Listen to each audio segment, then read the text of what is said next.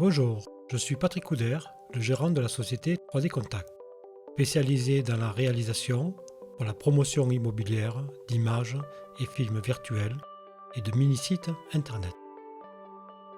Nous sommes aussi conseillers en environnement électromagnétique. Si vous avez le souhait de nous contacter, vous trouverez notre adresse email en fin de vidéo. Aujourd'hui, je vais vous parler de la 5G dans les départements du Sud-Ouest. Dans cette vidéo, vous allez trouver la position des antennes relais 5G et les cartes disponibles des couvertures des opérateurs concernés par cette zone. La 5G utilise la bande des 700 MHz en zone rurale.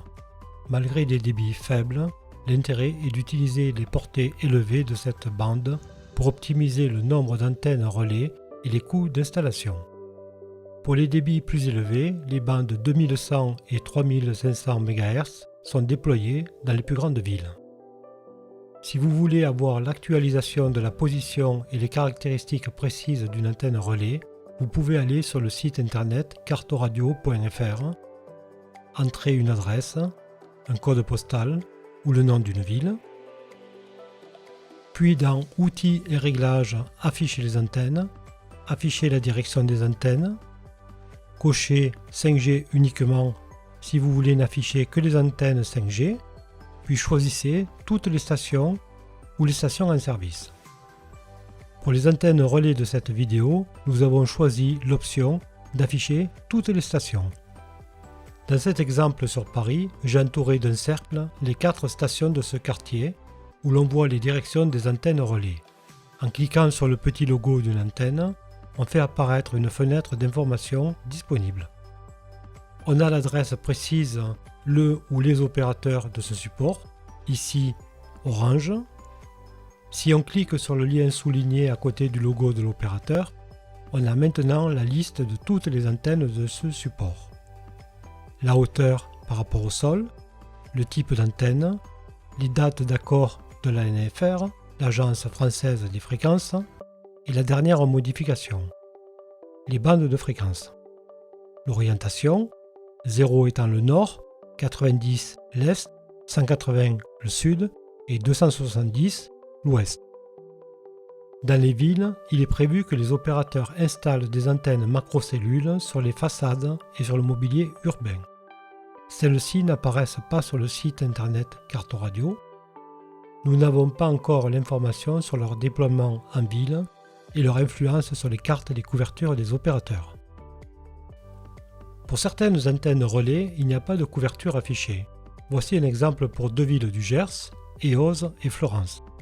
La couverture ici en vert dans la carte du bas n'est pas représentée pour Florence, soit parce que l'antenne relais n'est pas encore en fonction, soit parce que l'opérateur n'a pas mis à jour sa carte. Pour éviter une durée trop longue de cette vidéo, les images des villes et villages se succèdent au rythme de 3 secondes par image pour les villages avec un seul site 5G. Si vous souhaitez, n'hésitez pas à mettre en pause ou en avance rapide. Les cartes des couvertures des antennes 5G sont celles que j'ai pu trouver fin 2020. Où trouver les cartes actualisées des couvertures 5G des opérateurs français?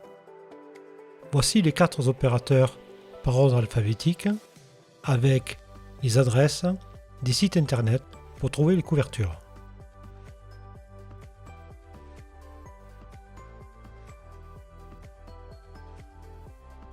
En fin de vidéo, je vous donnerai mon avis sur ce que vous pouvez faire si vous êtes préoccupé par la position d'une antenne relais. Maintenant, regardons les cartes avec un peu de musique.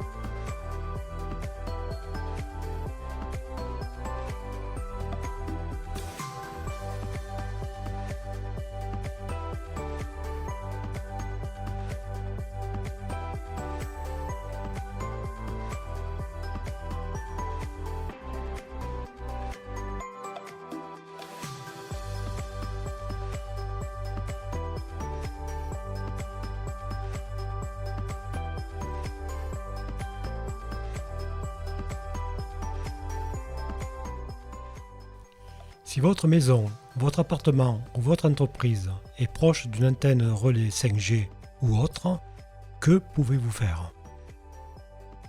Dans ce tableau, nous allons voir 5 solutions possibles. À mon avis, de la plus mauvaise à la meilleure. Elles peuvent avoir un coût immédiat important pour la première, astronomique pour la quatrième, faible pour la cinquième et nul pour la deuxième et la troisième. Pour le coût à long terme, les 2 premières sont mauvaises et la quatrième est incertaine. Réfléchissez quelques secondes, quelles sont les solutions possibles?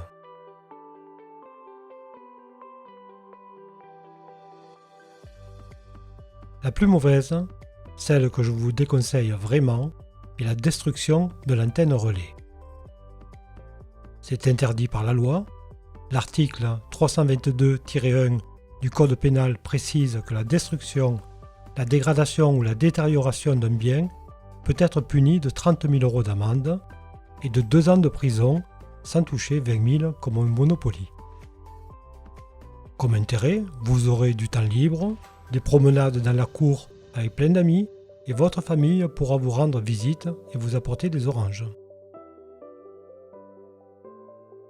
La deuxième solution est de ne rien faire tout en n'étant pas très chanceux.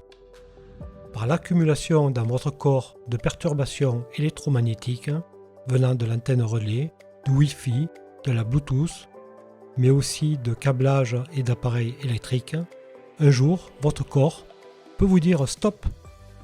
Vous devenez EHS, électro-hypersensible. Voici quelques symptômes: acouphènes, mal de tête, rougeur, tachycardie, perte de mémoire, difficulté à trouver ses mots. Le plus grand intérêt ne sera pas pour vous, mais pour vos médecins et professeurs, votre pharmacien, car l'électro-hypersensibilité n'est pas reconnue officiellement en France et vous serez classé et soigné comme dépressif. Un EHS est souvent incompris par sa famille et ses amis. Dans certains cas, vous ne pouvez plus travailler ni avoir de vie sociale. Sans devenir forcément électrosensible, certains cancérologues, professeurs de médecine de renommée mondiale, alertent les populations depuis de nombreuses années sur les risques encourus, à savoir cancer, affaiblissement du système immunitaire, qui ouvre la porte à certaines maladies inflammatoires et auto-immunes. Depuis 2011, l'OMS, l'Organisation mondiale de la santé, a classé les champs radiofréquences électromagnétiques comme potentiellement cancérigènes, notamment avec des tumeurs cérébrales, les gliomes. La troisième solution est toujours de ne rien faire, mais vous êtes, vous et votre famille, très chanceux. Excellente hygiène de vie, un système immunitaire à toute épreuve, une alimentation sans faille, une activité sportive régulière, aucune maladie grave, aucun stress, bref, le bonheur absolu.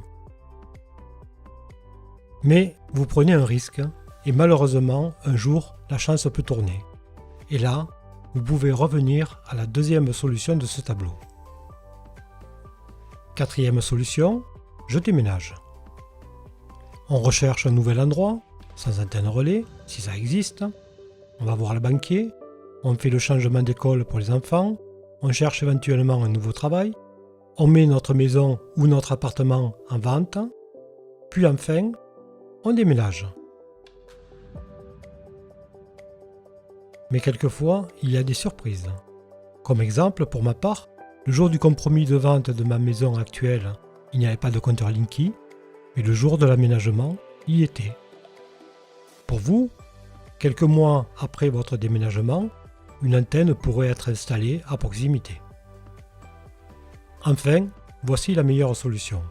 C'est celle du diagnostic par un professionnel. Le coût de ce diagnostic est souvent moins élevé que celui d'un diagnostic immobilier complet avec amiante, plomb, gaz, électricité, DPE, loi Caresse et assainissement.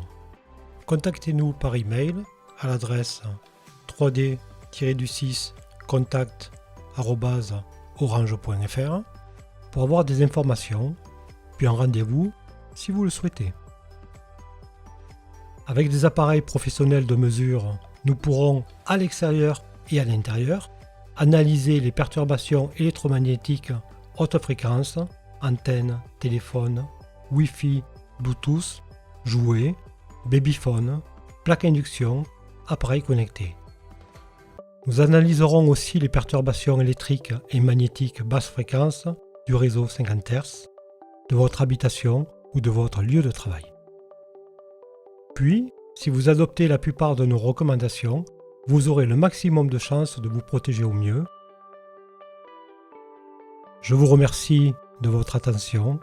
N'hésitez pas à vous abonner à cette chaîne, à partager auprès de vos parents, vos amis, vos voisins, vos collègues de travail. Je vous annonce aussi la production d'autres vidéos sur les ondes électromagnétiques, des tests, des informations, des conseils. À bientôt.